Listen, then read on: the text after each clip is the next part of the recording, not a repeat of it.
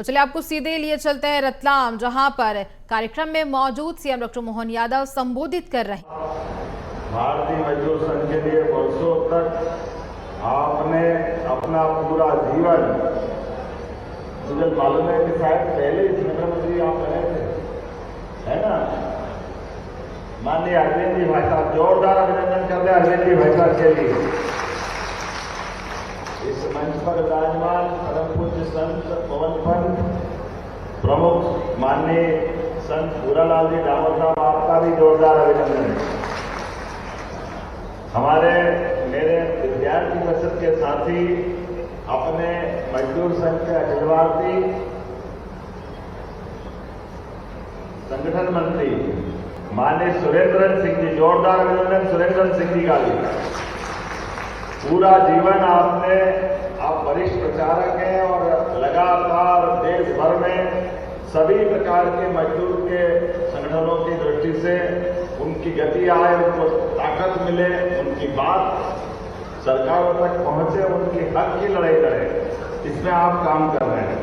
हम सबके सुपरिचित यहाँ रतलाम के विधायक और हमारे मेरे मंत्रिमंडल के वरिष्ठ मंत्री श्रीमान चेतन कश्यप जी, जोरदार अभिनंदन चेतन कश्यप जी संयुक्त राष्ट्र। उनके बोलने का समय भी मैंने लिया, मैं धन्यवाद देना चाहूंगा आपकी साइड से भी। मैं ही बोल रहा हूं, जोरदार अभिनंदन कर दें एक बार संयुक्त राष्ट्र।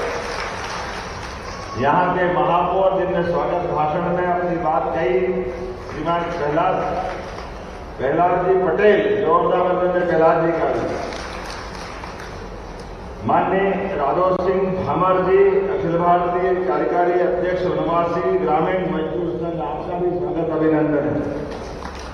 कृष्ण कुमार बेगा जी, अखिल भारतीय संयुक्त महामंत्री वनवासी ग्रामीण मजदूर महासंघ, आपका भी अभिनंदन है। ताली बजाओ तो ऐसी बजना चाहिए कि लगे कि हाँ हमारे अपने भाइयों ने ताली बजाई। इस अवसर पर माननीय संजय सिंह जी, प्रदेश अध्यक्ष भारतीय मजदूर संघ, आपका भी स्वागत अभिनंदन है। श्रीमान कुलदीप सिंह गुजर साहब, प्रदेश महामंत्री, आपका भी स्वागत अभिनंदन। मंच के सामने बैठे हमारे मजदूर संघ के सभी अलग अलग दायित्ववान कार्यकर्ता, आप सबको प्रणाम करता हूँ, आपका अभिनंदन करता हूँ। भाइयों बहनों, इस अवसर पर आमंत्रित अतिथिगण, पत्रकार साथियों, प्यारे मित्रों, ये बात सही है कि मैं आज रतलाम के इस कार्यक्रम में आने के लिए जब भोपाल से चला हूं तो केवल एक ही कार्यक्रम हाथ में लिया है और वो आपको प्रणाम करने का कार्यक्रम है, आपके साथ बात करने का कार्यक्रम। आज के अवसर पर जब मुझे ज्ञापन दिए गए तो मैं सुरेंद्र जी आपसे कहता हूँ 32 ज्ञापन है, 32। मुझे लगता है कि और जब एक बार बैठेंगे तो 2-4 और बढ़ जाएंगे, तो कोई बात नहीं। जितने भी ज्ञापन है मैं भोपाल में बिठा करके प्रत्येक ज्ञापन पे आपके हित की लड़ाई लड़ूंगा, आपके जितना हक में हो सकता हूँ जरूर करूंगा।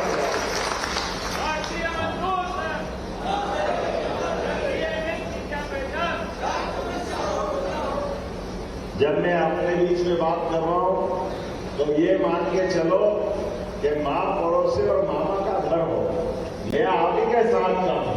आप जो कहोगे वो सब करने के लिए तैयार रहेंगे, कोई कभी कसर नहीं देने वाले। अपनी सरकार है, आप और हम अलग नहीं।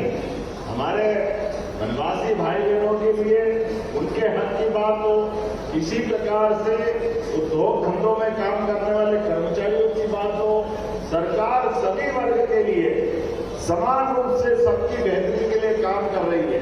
तो पहले दिन जब से यशस्वी प्रधानमंत्री की मौजूदगी में शपथ हुई है, लगातार हम उस दिशा में काम कर रहे हैं, कोई कसर बाकी नहीं रख रहा। हर दिन हमारा आप ही के लिए समर्पित है।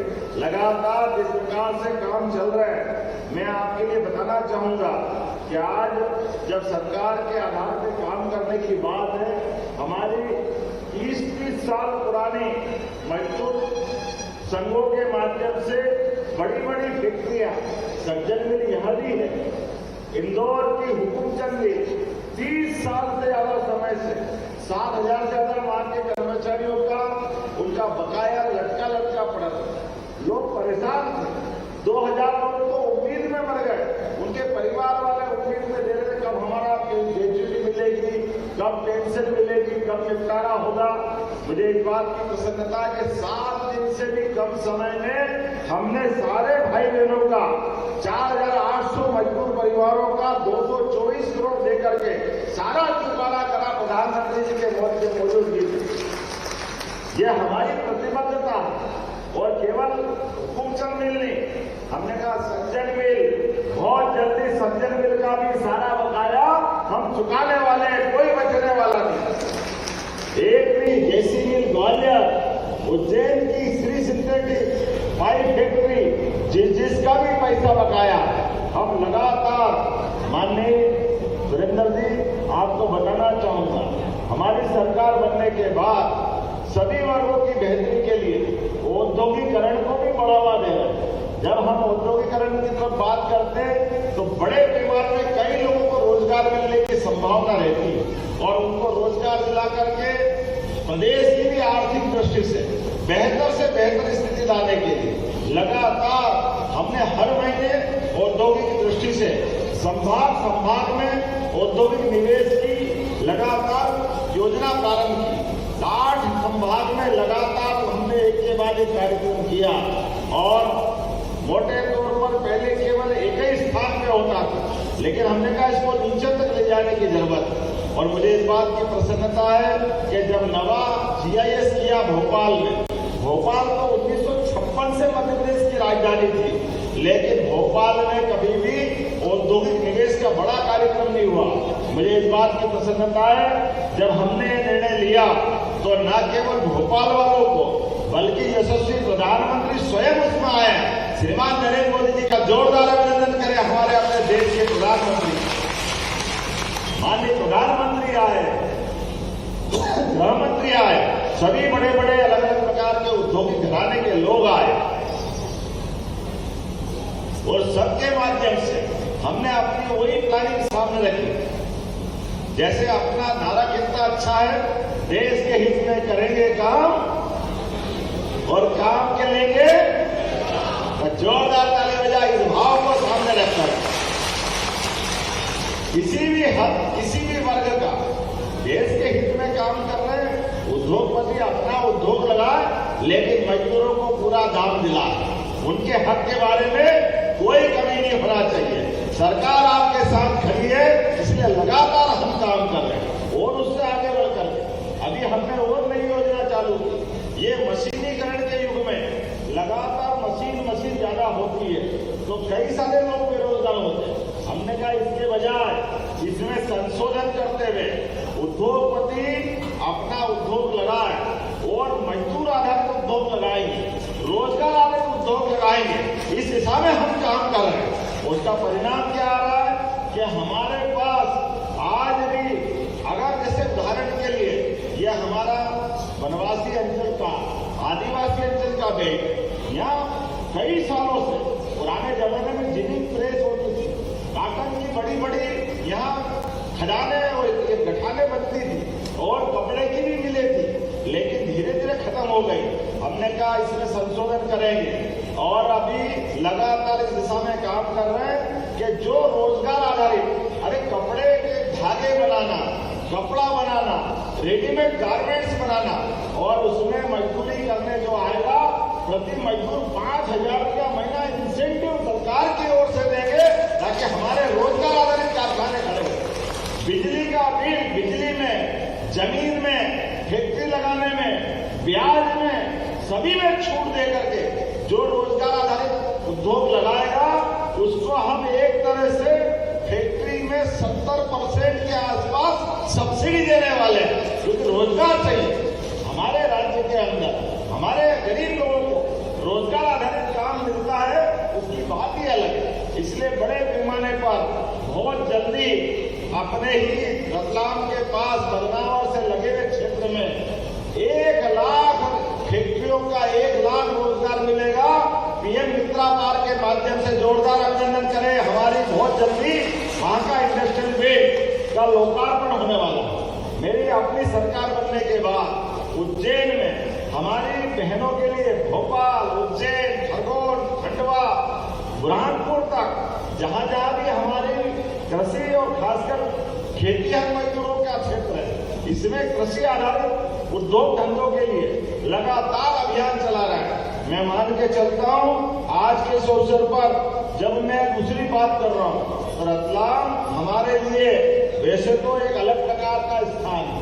रतलाम से लगा पूरा देश, रतलाम की तरफ देखो तो जहाज से इसकी लोकसभा अलीराजपुर तक जाती है और अलीराजपुर में हमारे वनवासी भाई बहन बड़े पैमाने पर हीरे के काम करने के लिए सूरत जाते हैं। हमने कहा सूरत की जरूरत नहीं है, अलीराजपुर में हीरे के लिए काम का कारखाना खोल रहे हैं, वो वहीं काम धंधा करे, उसकी जिंदगी में वहीं से रोजगार आए, न केवल हीरे के लिए बल्कि अपने सभी प्रकार के अभी आप श्री अन्न के माध्यम से मक्का, ज्वार, कोदो, कुटकी ऐसी कोई भी मोटे अन्न की योजनाओं के आधार पर 1000 रुपया क्विंटल का इसमें हमने अलग से अनुदान चालू किया कोदो कुटकी के लिए और बड़े पैमाने पर ये इथेनॉल के प्रोजेक्ट लगा रहा है। तो खेती में भी अपने लिए मक्के को प्रोत्साहन देने के लिए आप देखो बाजार का भाव मक्का का पहले 1200, 1400, 800 में खरीदते थे,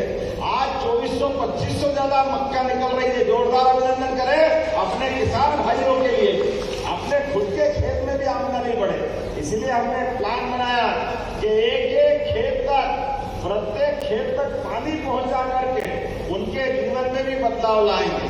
उनके जब बिजली आएगी, बिजली के माध्यम से आज यहाँ इसी रतलाम के पास का ये जो 8 लेन सुपर एक्सप्रेस है, यहाँ एक बहुत बड़ा औद्योगिकरण की दृष्टि से एक नया कारखाना के लिए औद्योगिक क्षेत्र विकसित कर रहे हैं। लेकिन मुझे मालूम है कि हमारी बहनें, कई लोग गांव से आते जाते, लेकिन बड़े बड़े कारखाने के आसपास उनके थोड़ी देर आराम करने के लिए उनको थोड़ा सा साफ सुथरे या जरूरत पड़ती है तो एक तरह से फैक्ट्रियों के अंदर हॉस्टल टाइप व्यवस्था की जरूरत पड़ रही है। हमने मास्टर प्लान में बदलाव करके औद्योगिक क्षेत्र के साथ भी मजदूरों को पक्के मकान ढंग से मिले, इसकी भी मंजूरी देने का काम चालू कर दिया। मजदूर झुग्गी झोपड़ी मिले और उद्योग में काम करें, ये बात समझ में नहीं आती। इसलिए हमारे लोग बराबरी से लेना चाहिए। उनके लिए भी माननीय सुरेंद्र जी ने कहा लेट्रिन बाथरूम की जरूरत पड़ती है, खाना बनाने की जरूरत पड़ती है, आराम की जरूरत पड़ती है। तो छोटे छोटे मकान औद्योगिक क्षेत्र में रखकर भी एक तरह से वो हमारे लिए, सबके लिए सुविधाजनक होंगे। इतना ही नहीं, आने वाले समय में अपने खास करके गरीबों के लिए हमने अभी तक एम्बुलेंस थी, तो एम्बुलेंस में कोई बीमार हो जाए तो एम्बुलेंस आ जाती है, फोन करो तो पैसा नहीं लगता। लेकिन ये भौगोलिक दृष्टि से बड़ा हमारा प्रदेश है, ऐसे में गरीब आदमी उसके जीवन में भी कोई कारण से हॉस्पिटल छोटा है, भर्ती हुआ है, बीमारी बढ़ी है और बड़ी जगह पहुंचाना, अब बड़ा आदमी तो कहीं से भी कुछ कर लेगा, गरीब आदमी कैसे जाए? तो हमने गरीबों को भी एयर एम्बुलेंस की सुविधा दी, हेलीकॉप्टर से ले जाएंगे, हेलीकॉप्टर से 1 पैसा आपका नहीं लगने वाला, केवल आयुष्मान कार्ड बना लो।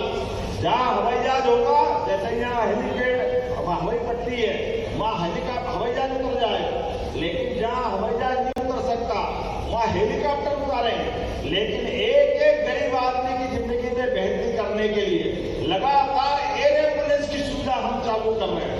आज मेडिकल कॉलेजों के लिए मुझे इस बात की प्रसन्नता है कि अब नीमच, मंदसौर, रतलाम, उज्जैन, इंदौर, ये तो पूरा मेडिकल कॉलेज का क्षेत्र हो ही गया, लेकिन धार और झाबुआ में भी बहुत जल्दी मेडिकल कॉलेज बनने वाले हैं आपके जीवन की बेहतरी के लिए।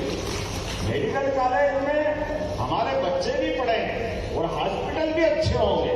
अरे हमारा व्यक्ति नहीं तो मालूम पड़ता धार से, झाबुआ से कोई अहमदाबाद जा रहा, कोई बड़ौदा जा रहा, कोई बंबई जा रहा, इलाज के लिए बड़ी दिक्कत आती थी। हमने कहा 2 साल से भी कम समय में सारे स्थानों पर, खास करके वनवासी, अपने आदिवासी भाई बहन के क्षेत्र में बड़े बड़े मेडिकल कॉलेज खोलते हुए ये नई व्यवस्था खड़ी कर रहे हैं। यशस्वी प्रधानमंत्री की बात करते हैं तो आज बदलते दौर में यशस्वी प्रधानमंत्री ने पारंपरिक कौशल और श्रम शक्ति से भारत का समृद्धि का आधार बनाने के लिए अब मिट्टी की कला, काष्ठ कला, धातु कर्म, सिल्क, इंजीनियरिंग, ऐसे सारे क्षेत्रों में, और इसको सरल भाषा में कहो तो बढ़ई, लोहार, सुनार, कुमार, मूर्तिकार, मोची, बढ़ई, राजमिस्त्री, ऐसे सारे लोगों के लिए भी सरकार काम कर रही है। ये गिग वर्कर्स के लिए भी सरकार के माध्यम से बहुत सारी योजना आई है। मुझे इस बात की प्रसन्नता है कि हमारी सरकार ने भी लगातार संबल योजना के माध्यम से और उसके अलावा भी गरीब, महिला, किसान, युवा, ये चारों वर्ग की बेहतरी के लिए अलग प्रकार के आयोग बनाए।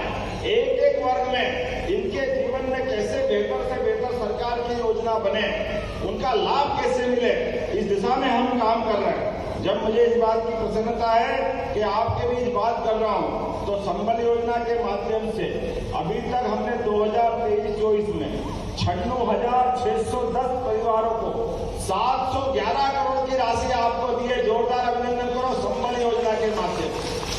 और आप सबसे भी निवेदन करता हूं, संबल योजना में नाम जरूर जुड़वाना। संबल योजना में सामान्य व्यक्ति पे भी अगर 60 साल से कम वाले हैं तो उनके लिए 2 लाख तक की राशि आप उसमें देते हैं। और केवल राशि नहीं, सभी बच्चों को पढ़ने की व्यवस्था, उनके हॉस्टल में रहने की व्यवस्था, खाने पीने की व्यवस्था। और अभी तो आप सब गौर करना, यशस्वी प्रधानमंत्री के नेतृत्व में फिर सर्वे चल रहा है। आप सबके मकान भी पक्के बनाने के लिए दोबारा सर्वे चल रहा। जोरदार अभिनंदन करो। अपना अपना मकान अपने पंचायत सचिव के माध्यम से जुड़वा लेना। जिनका मकान पक्का हो गया ये उनको तो लाभ मिलेगा ही मिलेगा, लेकिन जो बचे उनको भी लाभ देंगे। आज जब मैं आपसे बात कर रहा हूं तो यहाँ संबल योजना के माध्यम से 4,92,000 लोगों का पंजीयन हुआ है अकेले इस जिले के अंदर। अब 4,92,000 कम नहीं होते रतलाम जिले के अंदर, ये बहुत बड़ा आंकड़ा है। लेकिन ऐसे हर जिले के अंदर जहां भी आंकड़ा है हम सब उनको देने को तैयार है। आज के इस अवसर पर जब मैं अपने बच्चों की बात करता हूं तो आपके सरकारी स्कूल में पढ़ने वाले बच्चे जो पढ़ के आगे बढ़ेंगे उनको समय पे साइकिल, पहले साइकिल देने में लंबा लंबा टाइम लगता था। किताब कापी भी सरकारी स्कूल में, स्कूल बाद में खुलेंगे, हर जगह हमने किताब कापी पहुंचा दिए ताकि बच्चे पढ़ने के पहले जैसे स्कूल खुले उनको किताब कापी मिल जाए, दूर है तो साइकिल मिल जाए। और कपड़े भी हम अपनी तरफ से दिलाने को तैयार है। अरे गरीब का बच्चा आगे बढ़ेगा, डॉक्टर बने, वकील बने, इंजीनियर बने, उसकी सारी फीस भी सरकार के माध्यम से भरने वाले हैं। जोरदार अभिनंदन करो। संबल योजना के माध्यम से आपको सारा लाभ दिला रहे हैं। बड़े दौर में जिस प्रकार का समय चल रहा है, मैंने कल ही अम्बेडकर जयंती के अवसर पर हमारे यहाँ पशुपालन को लेकर के एक बहुत बड़ा अभियान चल रहा है। हमारे लिए जब खेतों में आमदनी बढ़ रही है, बिजली, पानी पर्याप्त उपलब्ध हो रहा है, लेकिन खेती के अलावा भी पशुपालन अर्थात दूध उत्पादन से भी आमदनी बढ़ती है।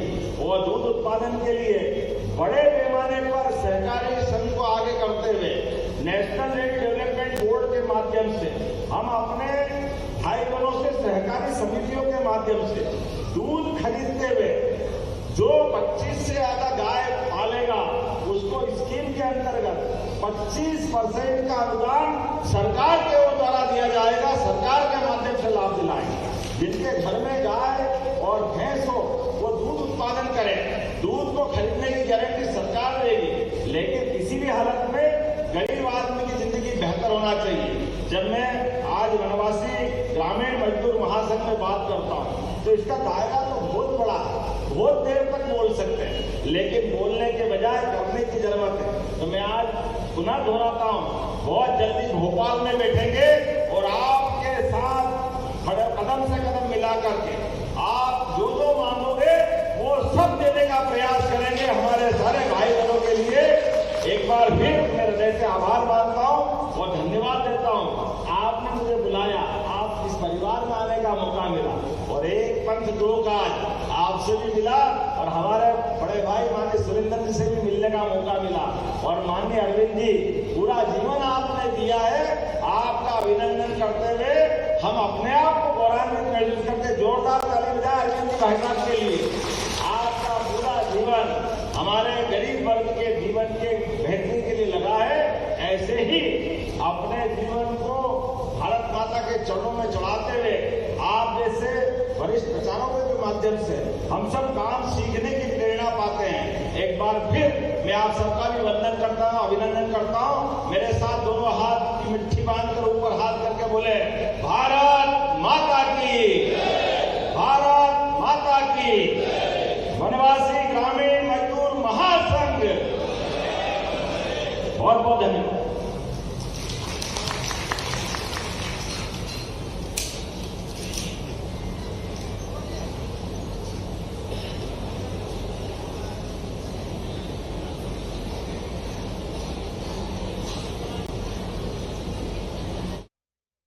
महासंघ के अधिवेशन में सीएम डॉक्टर मोहन यादव को सुन रहे थे आप, जो कि बता रहे थे किस प्रकार से सरकार लगातार प्रयास कर रही है मजदूरों के जीवन में बदलाव आए। इसको लेकर संबल योजना को लेकर भी उन्होंने जानकारी दी और कहा कि लगातार लोग इसमें पंजीकृत कर रहे हैं और जो बच गए हैं वो भी जल्दी से पंजीयन कर ले।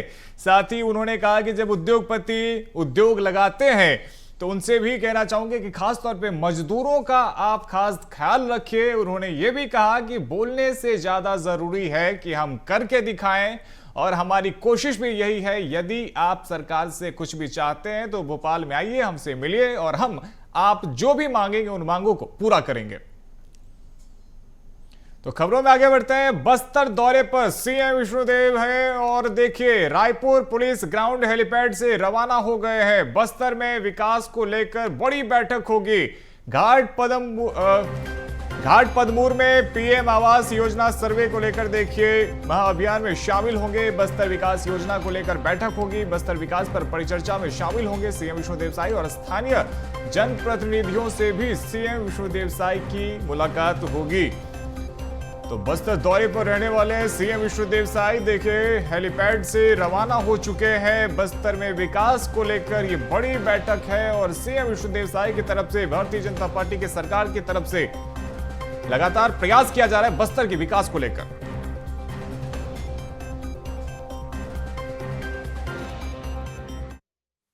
हाँ, 2 दिन का बस्तर प्रवास है जिसमें माननीय हमारे डिप्टी सीएम गृह मंत्री श्री विजय शर्मा जी भी रहेंगे, केदार कश्यप भी रहेंगे हमारे मंत्री नक्सल क्षेत्र में। तो वहाँ पर सरकार की जो योजनाएं पहुँचा रहे हैं निर्णय लाना के माध्यम से उसकी समीक्षा होगी और किस तरह से बस्तर के अंदर में पर्यटन को बढ़ा सकते हैं, कृषि को बढ़ा सकते हैं, उद्योग वहाँ पर कैसे बढ़ा सकते हैं, इन सारे विषयों पर वहाँ अलग अलग स्तर में चर्चा होगी। तो सीएम विष्णुदेव साई को सुना आपने और वो कह रहे हैं कि देखिए बस्तर की अब तस्वीर बदलने वाली है। बस्तर में किस प्रकार से विकास किया जाए इसको लेकर 2 दिवसीय देखिए दौरे पर रहने वाले हैं और यहां पर कई प्रकार की बिंदुओं पर बातचीत की जाएगी और साथ ही नक्सल को लेकर भी यहां पे खास समीक्षा बैठक की जाएगी। लगातार देखिए जो नक्सली हैं वो आत्मसमर्पण कर रहे हैं और दूसरी तरफ बस्तर के विकास को लेकर भी सीएम विष्णुदेव साई चिंतित हैं और लगातार प्रयास किया जा रहा है कि किस प्रकार से प्रदेश में ज्यादा से ज्यादा देखिए रोजगार के अवसर मिले और खासतौर पर जो बस्तर संभाग है उसमें भी शिक्षा को लेके, सड़क को लेके और लोगों को मुख्य धारा में लाने को लेके कोशिश की जाए। छत्तीसगढ़